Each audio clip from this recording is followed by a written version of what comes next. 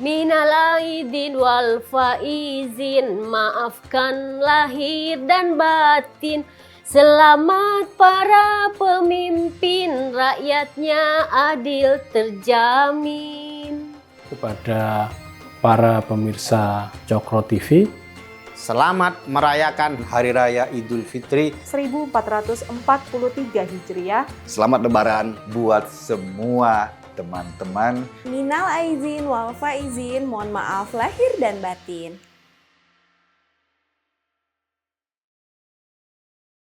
Burhanuddin Muhtadi sudah ada di sini. Burhan. Ya Teh. Apakah suara saya terdengar Teh? Terdengar jelas. Silakan Burhan. Oke. Terima kasih. Assalamualaikum warahmatullahi wabarakatuh. Terima kasih. Pertama-tama saya ucapkan terima kasih kepada Teh Nong dan kawan yang mengorganisir acara doa dan solidaritas buat Bang Ade Armando. Ya seperti yang lain, saya sebenarnya sulit ya menyampaikan perasaan saya atas apa yang terjadi 2 hari yang lalu. Sebenarnya di tanggal 11 ya, itu Bang Ade dengan sangat antusias ingin menyampaikan niatnya untuk hadir di acara buka bersama di kantor saya.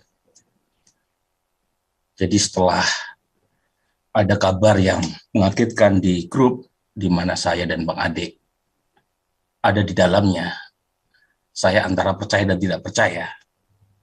Bahkan beberapa kawan yang mengirim gambar Bang Ade yang dikeroyok dan dipermalukan, saya nggak tega buka video itu.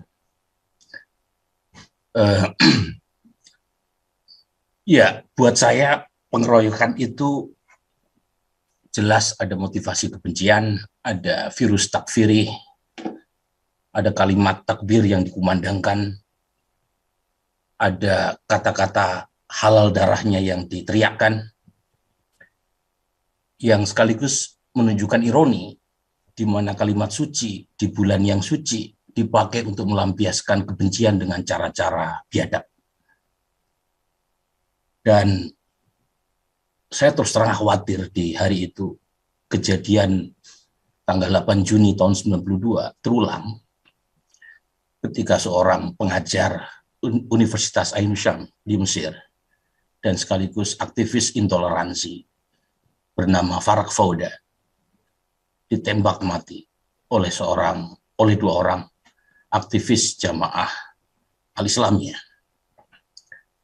Kejadian itu mencoreng muka Mesir karena terjadi dengan sangat terang benderang terhadap seorang aktivis yang punya sejarah aktivisme yang mirip dengan Bang Ade. Jadi Farak Fauda ini bukan belajar Islam, tetapi punya concern terhadap Mesir yang toleran, dan karenanya dia banyak sekali menulis dan mengkritik satu tafsir Islam yang sangat sempit, mengkritik secara terbuka penegakan syariat Islam yang terlalu fikih, menolak khilafah Islamiyah, dan mati karena komitmen yang dia pegang. Saya bersyukur Bang Ade selamat, dan selamatlah Indonesia dari kasus yang dialami oleh Farak Fauda, selamatlah toleransi, selamatlah demokrasi. Tapi saya tidak yakin kasus semacam ini tidak terulang. Jadi saya sedih karena Bang Ade orang yang saya kenal secara pribadi. Beliau bukan hanya sahabat, dia mentor saya sebenarnya. Jadi tahun 93 ketika Bang Ade menulis di sebuah edisi khusus Ulumul Quran, judulnya saya ingat betul karena saya jadikan sebuah tulisan untuk mengerjakan paper di ENU dan kemudian dimuat oleh sebuah jurnal. Jadi judul artikelnya adalah Citra Kaum Pembaru Islam dalam Propaganda Media Dakwah. Tahun 93, saya saat itu masih kelas 1 aliyah di Solo. Tulisannya dimuat bersama tulisan Pak Bil. skripturalisme media dakwah. Nah, tahun 98-99 saya sempat satu kantor sama Bang Ade. Saya belum lulus waktu itu. Jadi Bang Ade bersama senior saya dari Ciputat, Ihsan Ali Fauzi, bikin lembaga namanya Voice Center untuk memastikan pemilu pertama pasca Soeharto berjalan dengan sangat adil dan demokratis. Jadi beliau memegang posisi sebagai penanggung jawab riset terkait dengan civic education yang dilakukan oleh banyak NGO. Jadi saya membantu beliau terjun ke Malang, terjun ke banyak tempat, dan saya kenal pribadi dari situ.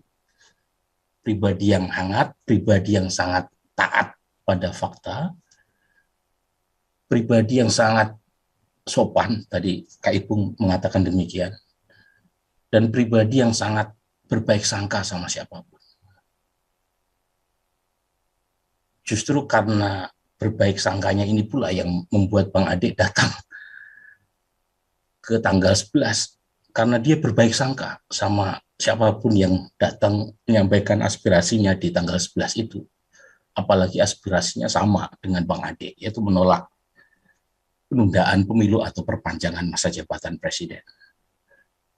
Jadi selama di Voice Center itu ada banyak cerita yang saya ingat ketika dia cerita ketika kuliah di Florida State. Seingat saya mobilnya diparkir di sebuah kampus dan kemudian kebleret gitu ya. Padahal Bang Ade sedang tidak berada di tempat, tetapi sang bule yang merusak atau yang membuat luka mobilnya tadi bikin kayak catatan pendek di yang isinya kira-kira kontak saya mohon maaf telah membuat mobilmu terluka.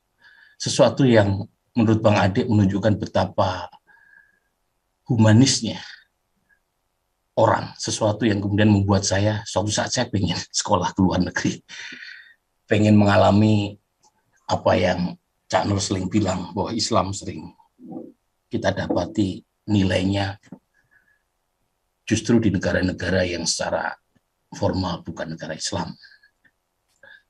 Tahun 2001, Bang Ade sering datang ke Hutan Kayu ya, Teh Nong tahu itu. Dan saya waktu itu aktif di jaringan Islam Liberal.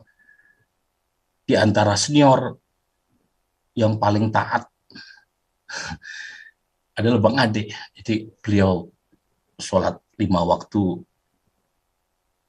dilakukan secara tepat waktu pula.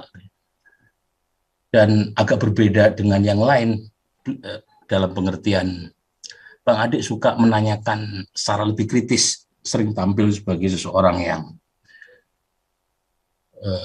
mengkritisi kita ya, dengan posisi sebagai devil advocate. Ya. Jadi orang yang coba selalu mencurigai fakta, sesuatu yang terus terang banyak mengilhami kita. Nah, belakangan saya baru tahu kalau ternyata Bang Ade sudah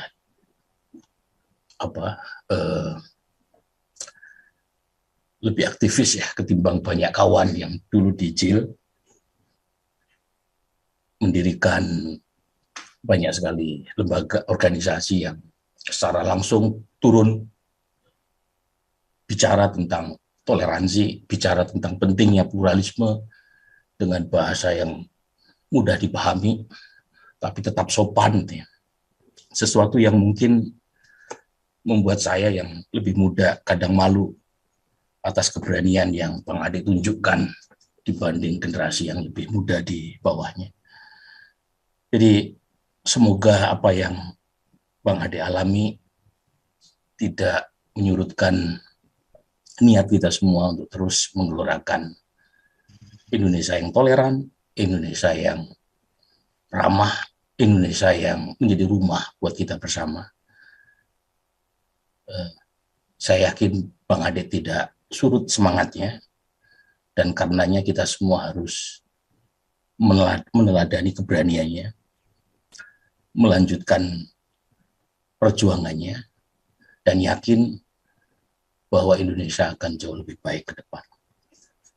Saya kira itu, Teh Nong, saya sekali lagi menyatakan keprihatinan tanpa reserve, tanpa embel-embel, dan saya yang tidak punya hubungan keluarga sedih ya melihat Bang Ade diperlakukan begitu. Jadi saya dari hati yang paling dalam memberi semangat pada Mbak Nina, pada anak-anak Bang Ade untuk tetap semangat. Semoga bisa melalui ujian ini dengan semangat pula. Salam dari saya mohon maaf nggak bisa mengikuti acara ini sampai selesai gitu ya. Semoga semangat Bang Ade tetap mewarnai perjalanan kita. Terima kasih. Assalamualaikum warahmatullahi wabarakatuh.